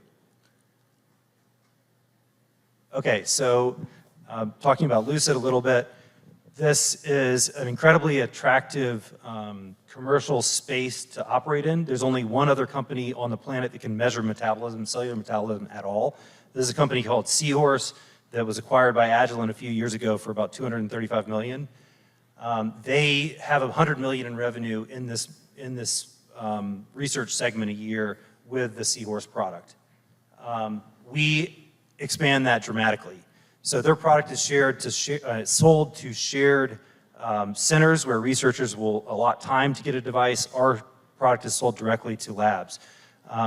Their product is destructive to the cells, so you can get an understanding of time course only by killing subsequent sets of cells over time, whereas we're completely continuous and we enable the study of chronic diseases, et cetera. Let's see. So essentially, you can think about these 2 systems like a shared mainframe versus an iPhone. Actually, I'll say one more thing. Seahorse, for the last 10 years, tried to develop our system and ultimately gave up. They thought, this is impossible, we can't possibly do it. I know that because the founding CEO of Seahorse, who sold it to Agilent, is now the chairman of my board. And so we have an unbelievable team. This is kind of all over the place. So we've got MIT professor, titan of industry in Germany, Boston, again, the CEO of Seahorse, and then Hassan is a medical device expert at the board level. And then from the operations standpoint, a lot of Georgia Tech graduates, helping to deliver on this opportunity. So sort of shifting gears a little bit, what we actually do is we sell this device. It's called a Recipher. This is a $70,000 unit. It's like a software-like margins on the unit. So we sell a device to customers around the, wait, hold on, did I skip a slide? Oh, no, okay. We sell a device, and then every experiment the customer does opens up a new sterile consumable. So we have a consumables revenue stream, and the customers interact with their data through an online platform, which has enormous advantages for both us and our customer base. This is a validated technology. Gold for a company in my space is to having customers publish about using their system. So there's going on 90 peer-reviewed publications. There's exponential growth of our customers publishing how they're using our system. The diversity of different applications is immense, from IVF to cancer to neurodegeneration, et cetera, on how customers are using our system. Our install base now exceeds 120 different institutions. This is like the top tier institutions and pharma companies around the globe. And our customers collectively, because they do their experiments through our platform, have done over 7,000 experiments to date using our system. 94% of those they share with us. It's a collaborative relationship. It helps us understand how they're using it and better shape the product to meet their needs. Just sales growth over the last couple of years. Right now, our industry, with the NIH sort of turmoil going on and just overall is in a tough spot. And despite that, a lot of our customer base is still finding ways to buy our system. It's very important to their research. And so despite an overall lag in our space, we're experiencing 50% growth this year, on track to do $2.5 million in revenue. Where we've been, we sold a product called Recipher for a number of years, and this collaborative relationship with our customers has enabled us to shift from selling a product to more selling solutions that meet their needs directly, that obviously utilize our product. But more importantly, what we're enabling is a platform that connects experiments that they're running in the lab to real-time analysis and real-time information, And so we've actually gone through the hoops of getting our system installed at Pfizer, getting our system installed at Novartis, getting our system installed at all these academic institutions that have very, very significant data requirements. Yeah, okay, this is my last slide. So we think of ourselves as a platform for helping the industry get to a space where every experiment is going to have a continuous real-time readout. We will be at the center of that transformation in our space. And I think, well, yeah, we're currently raising a $7 million round. We have awesome support from our existing investors and other new investors that want to participate. And I'll open it up to questions. What's the valuation on that round? Can you share? That is, yeah, it's actually, so our last round was valued at 20 million and we raised 7 million. We're actually going to do a down round just because of our entire space is in contraction. Okay. So it's a fantastic time to invest. It's not a fantastic time to be, raising that money at a high cost. Nope. But Understood. yeah. Okay. Real quick, any questions? Okay, I have just one. Yeah.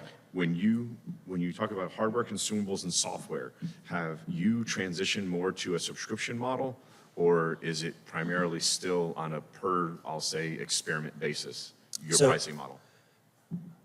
Our pricing model is multi-tiered, as you say. Yeah, based on the three, right? There's probably 30% of our business is recurring revenue. Okay. And the rest is new device sales.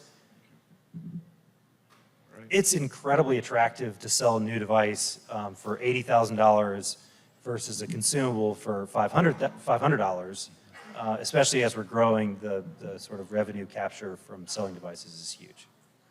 Thank you, Mr. Nguyen. We sure do appreciate it. Thank you. All right, the anchor leg. Are we ready? Miss Auda? You're the anchor leg.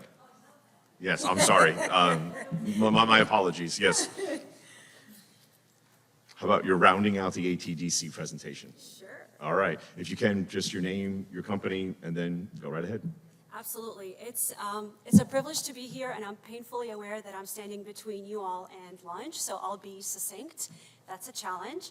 My name is Nadine Auda. I am the co-founder of Roon Aero. I am an aerospace engineer and a passionate problem solver, and that's exactly what we are doing at Roon Aero. At Roon, we are building an autonomous aircraft that is purpose-built for middle-mile cargo transportation. So this is a dual-use technology that serves both the commercial and the defense market. So regardless of what market you look at, middle-mile cargo transportation is currently broken. So if you look at air cargo operators today, they lose tens of billions of dollars in that segment because flying those routes are very expensive. And it's expensive because they're flying those old aircraft that are inefficient, that are not meant for those routes. And on top of it, these routes are all piloted. And with the current pilot shortage, they are constrained. And our warfighters are also noticing the same challenges, especially for contested and infrastructure-limited environments where access to fuel is not only limited, but considered a defense vulnerability.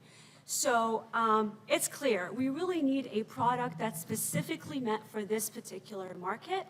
And that's exactly what we have set out to do at Roon. We are building a superior performance aircraft meant for cargo transportation, and we do that by integrating 3 key technologies. Our hybrid electric propulsion system reduces fuel consumption, it reduces maintenance cycles. Our containerized cargo design maximizes cargo hold and improves efficiency of loading and unloading.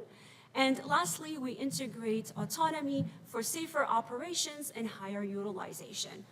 All of that together ultimately means higher value for air cargo operators, improving their profit margins upwards of 10 times.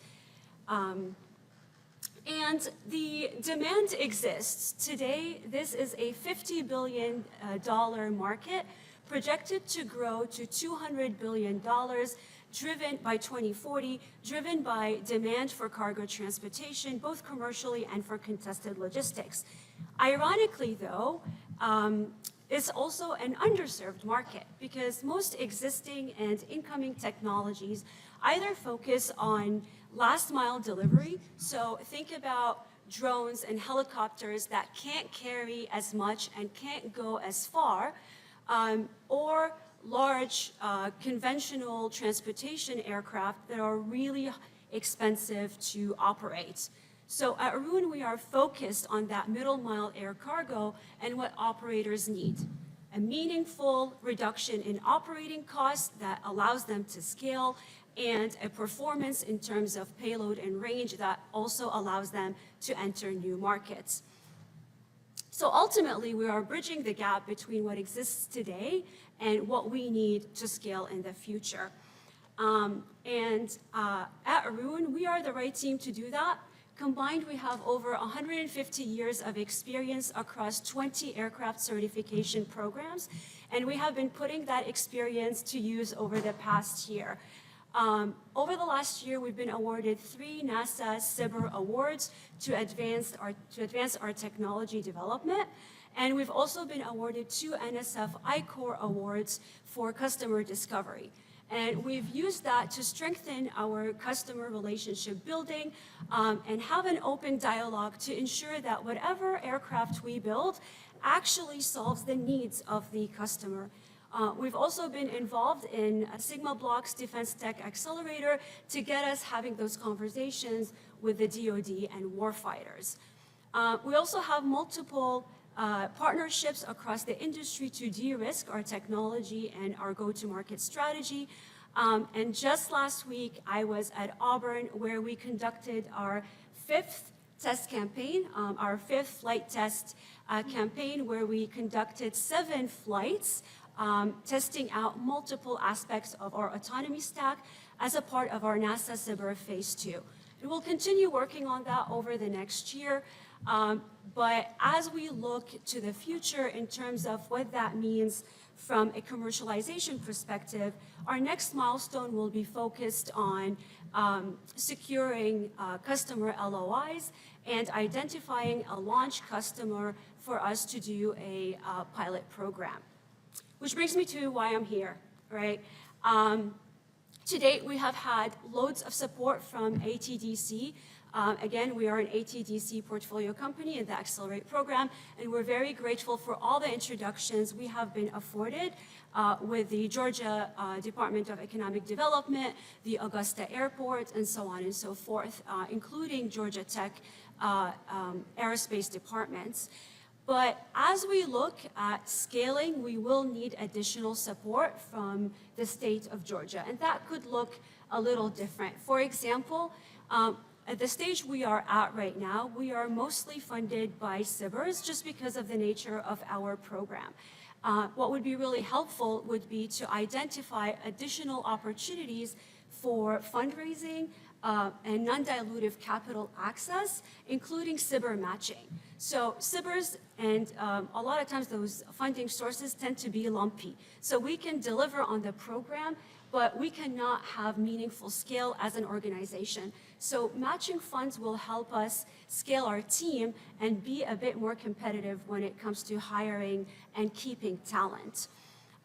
In addition, a lot of times when it comes to investor connectivity or customer connectivity, it tends to be regional. So far, we have had loads of support from ATDC connecting. However, you can never get enough champions. So any kind of advocacy and championship when it comes to investor relations or potential customers, think about Delta Cargo, always goes a long way. And lastly, as we scale, infrastructure becomes more critical. So a small startup like us can't afford to build or rent prototyping or manufacturing facilities early on. And we need that kind of infrastructure for us to build a new aircraft program. So that would be helpful. Where I will leave it is those types of state partnerships not only help companies like us grow, but it also sends a really powerful message. The state of Georgia is serious about their leadership in aerospace innovation. So I came here today to get you as excited and as proud as what we're doing in the state of Georgia in terms of airspace and middle mile cargo transportation. Thank you so much. I'm happy to answer questions or take it offline. Thank you, Ms. Otta. Any questions? Okay, I have just a couple, if that's okay. And if you can, stay at the microphone for the streaming purposes. You're talking cargo, so I'm assuming what you showed us was a prototype. So how large do you expect this unmanned aircraft to be in order to carry cargo? Like, what's the expectations? Yeah, so the actual commercial size aircraft will be the size of a Cessna Caravan or a Sky Courier. So it would be about a 60-foot wingspan and can carry upwards of 5,000 to 7,000 pounds of cargo. The aircraft that you saw is a 1-to-10 scale. Right, okay. And then last question, the FAA, though I do believe they have good intent, tends to be a bit red tape. When do you expect the FAA to approve an autonomous cargo plane as the size of a Cessna Caravan to be able to go into the U.S. skies? I think it's a fair question, and I'm going to take a wild answer to start. I think we're on our way there. So the FAA, they're doing their job in terms of ensuring safety, and safety is always at the forefront of anything we do in aerospace. So we appreciate all the work that they're doing to ensure safety. But right now, with the 107 exceptions, the 108 that just came out for larger Group 3 drones, it is laying the groundwork for larger scale autonomy. And there are other companies that are working specifically on the autonomy stack as well, and they've been able to successfully show, their ability to fly autonomously safely. So sometimes having someone else leading the pack with specific technology development is helpful for us because we'll be able to work together on scaling that. Well, it won't necessarily help your craft land, but the General Assembly passed and the governor signed the first vertiport bill in our state. So we'll be having air taxis, knock on wood, by next year. But they won't be autonomous, unfortunately. We got to wait for the FAA on that. But thank you so much for your presentation. We sure do appreciate it. Thank you. My pleasure, thank you. That comes to the end of our agenda. Just a couple of housekeeping things. First and foremost, thank you very much, Representative Evans. Thank you very much, Representative Kendrick. I also want to, again, thank Georgia Tech. Thank you so much for hosting us. We sure do appreciate it. I was remiss last time. I did not acknowledge Stacy and Justin. Guys, we couldn't do this without you. So Stacy, thank you. Justin, thank you. You make sure that we're able to get this out to the state, and we sure do appreciate it. To everyone who participated, we sure do appreciate it. If you need anything from else, I'm sure we're going to be here for a little while. We will see you October 14th at ATV, the downtown location of ATV, and we'll kick off with Mr. David Cummings. Thank you so much. Bye-bye.